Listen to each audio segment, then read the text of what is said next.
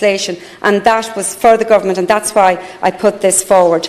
Victims are looking for change now. We must show them that change through our actions, not our words.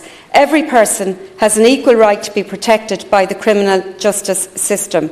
Stopping hate crime and bringing perpetrators to justice must therefore be a priority, and as elected representatives and legislators, I believe that we have a duty and a responsibility to put in place mechanisms that will counter the prejudice, hostility and violence that a person can experience as a consequence of their identity. In bringing forward this bill this evening, I'm also conscious that a number of NGOs have indicated that it is in need of amendment. And let me be clear, I am fine with that.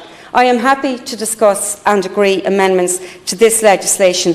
And Cathaoirleach, I also wish to advise the House of the following 3 amendments that I will be proposing to make to my bill at committee stage to address drafting issues.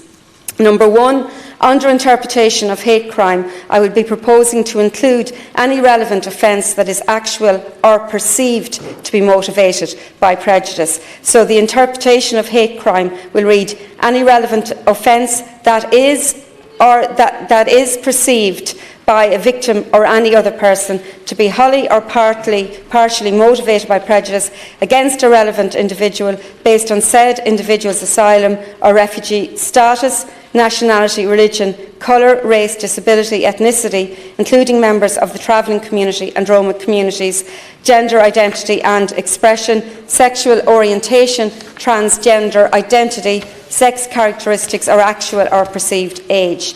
Amendment 2 that I would be proposing is under Section 2, subsection 1, to include the word relevant.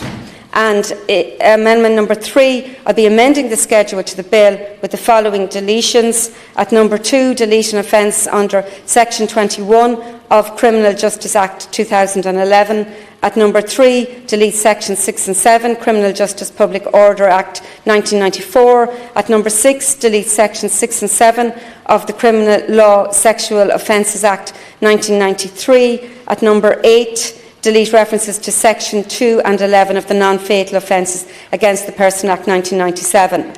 My primary concern, and that of my party, is that we get hate crime legislation on the statute book.